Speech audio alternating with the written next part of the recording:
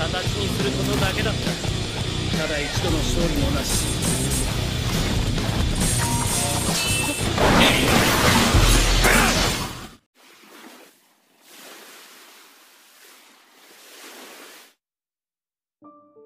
Penguasa Alam Kayangan, Bab 31, Judul, Darah Abadi dari Dewa Elemen.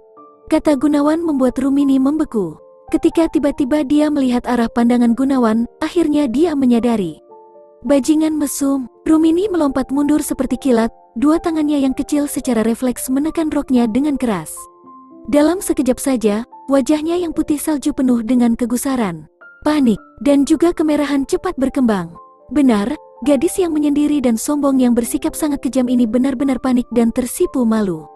Saat ini, ekspresi panik dan marah, wajahnya memerah, dan tindakannya menahan roknya tidak berbeda dengan gadis normal yang telah diintip.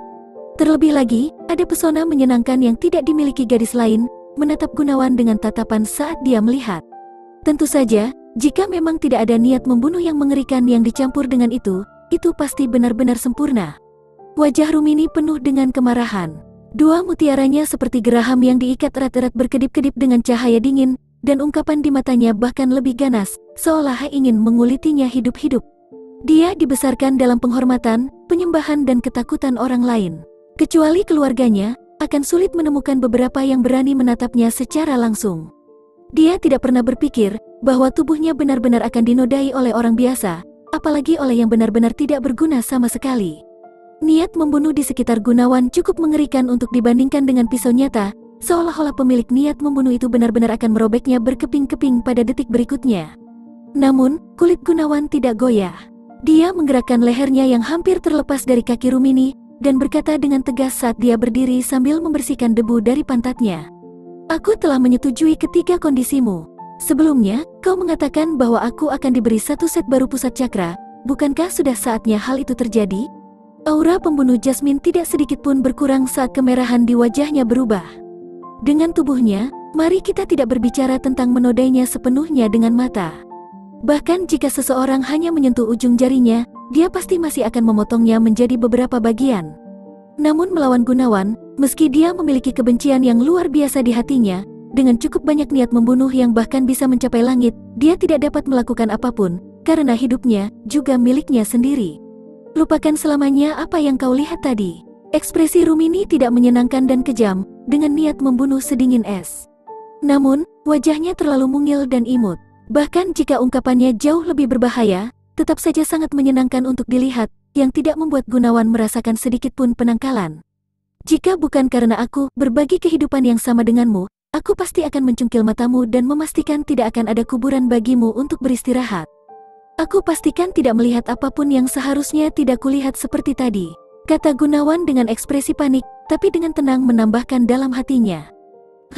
Semua yang aku lihat sekarang adalah sesuatu yang seharusnya aku ingat selamanya. Menghadapi Gunawan, kemarahan Rumini akhirnya mereda sedikit demi sedikit, tapi tangannya masih sadar menahan roknya, cemas jika bahkan angin sepoi-sepoi pun akan mengangkat roknya. Dia dengan dingin berbicara, aku akan membiarkanmu menjadi muridku, tapi itu hanya karena aku tidak ingin mengajarkan cara-cara yang masuk akal kepada orang yang acak tanpa alasan. Untuk bisa menjadi muridku, ini adalah keberuntungan terbesar yang akan kau dapatkan sepanjang hidup. Mulai sekarang, sangat penting bagimu untuk selalu menganggapku sebagai gurumu. Ini, namun Gunawan memiliki wajah yang penuh keraguan. Kau tidak mau? Bulan Rumini seperti alis miring. Tentu saja aku mau. Gunawan menggelengkan kepalanya, dan berkata dengan nada hati-hati. Hanya saja, tadi aku sudah memberitahumu bahwa aku pernah mempunyai guru sebelumnya, yang memberikan mutiara racun surgawi padaku. Guruku sebelumnya adalah seorang pria tua berwajah tampan dengan rambut putih, dan aku sudah memanggilnya guru selama bertahun-tahun. Jadi setiap kata guru disebutkan, aku secara tidak sadar akan memikirkannya. Tapi karena kau begitu cantik dan imut, kau pasti tidak ingin aku tumpang tindih dengan gambaran seorang pria tua denganmu setiap kali aku memanggilmu sebagai guru, bukan? Rumini dibuat terdiam. Bagaimana kalau aku memanggilmu Rumini? Nama itu imut, enak didengar, dan pas juga untukmu.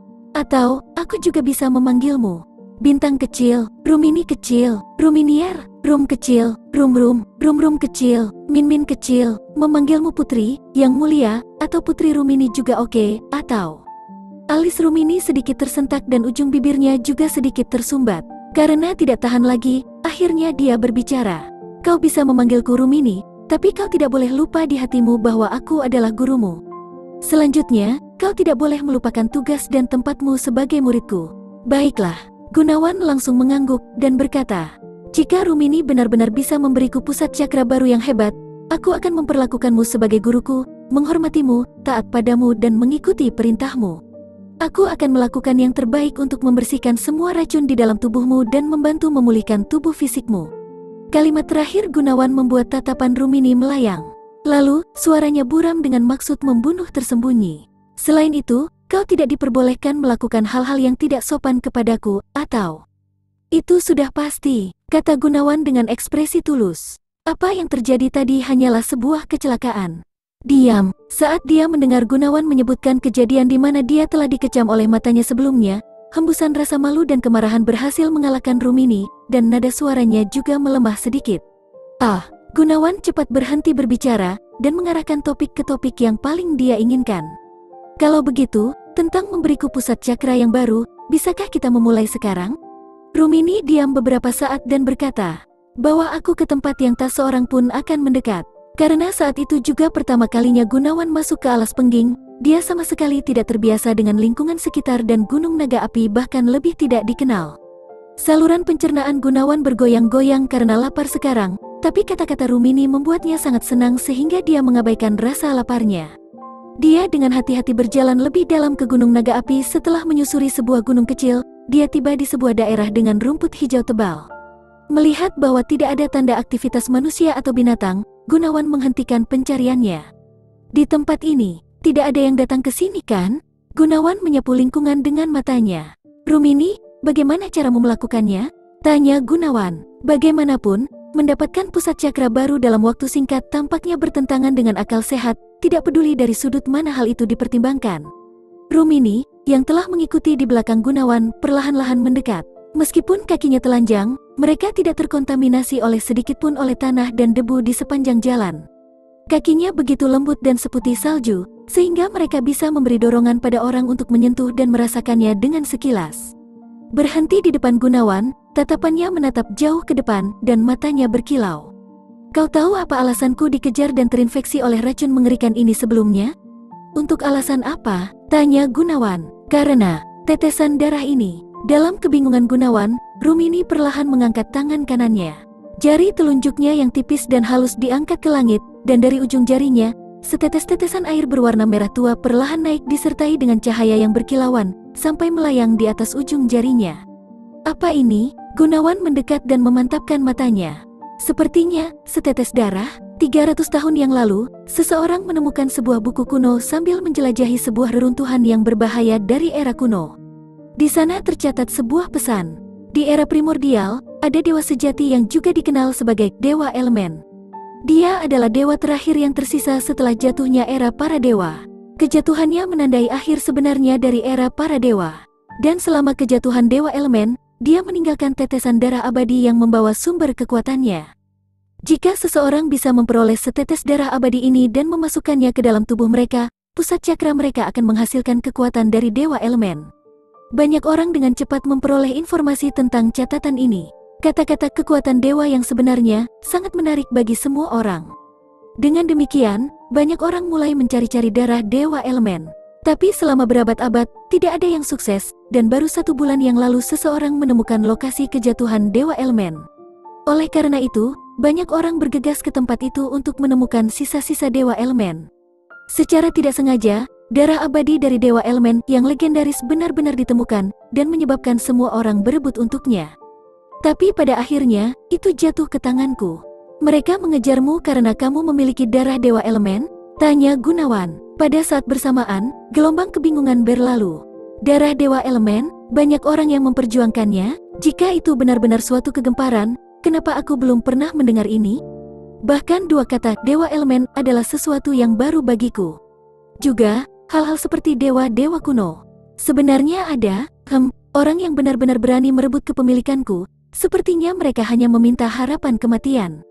Mata Rumini memancarkan kilau kebencian, dan berbicara dengan penuh kebencian. Baru setelah aku mendapatkan darah Dewa Elemen ini, Aku mengetahui bahwa kekuatan yang tersembunyi di dalam sama sekali berbeda dari harapanku. Bahkan tidak ada jejak kekuatan yang menghancurkan. Jika seseorang menyuntikkannya ke dalam diri mereka, itu hanya akan dengan paksa mengubah struktur dan atribut pusat cakra dan bahkan menghapus semua kekuatan yang dibangun di pusat cakra. Semuanya harus dimulai dari nol. Itu semuanya. Setelah itu, tenaga dalam masih harus dilatih sedikit demi sedikit oleh seseorang. Paling tidak, apa yang orang harapkan tentang kekuatan dewa yang sebenarnya pada dasarnya tidak ada sama sekali. Sebenarnya, itu tidak lebih dari sekedar jejak atribut dewa elemen. Paling-paling seharusnya sedikit lebih kuat daripada pusat cakra biasa. Aku pasti tidak mampu membayar harga agar semua kekuatanku saat ini terhapus hanya untuk menggunakan tetesan darah dari dewa elemen ini. Tapi dengan menggunakannya padamu, sepertinya tidak ada orang lain yang lebih tepat. Rumini menggerakkan jarinya dan membuat tetesan darah merah melayang di depan dada Gunawan. Pusat cakramu rusak dari awal dan tenaga dalammu tidak berarti sama sekali. Setelah ditanamkan dengan darah dewa elemen, pusat cakramu yang rusak akan segera terlahir kembali menjadi pusat cakra dari dewa elemen.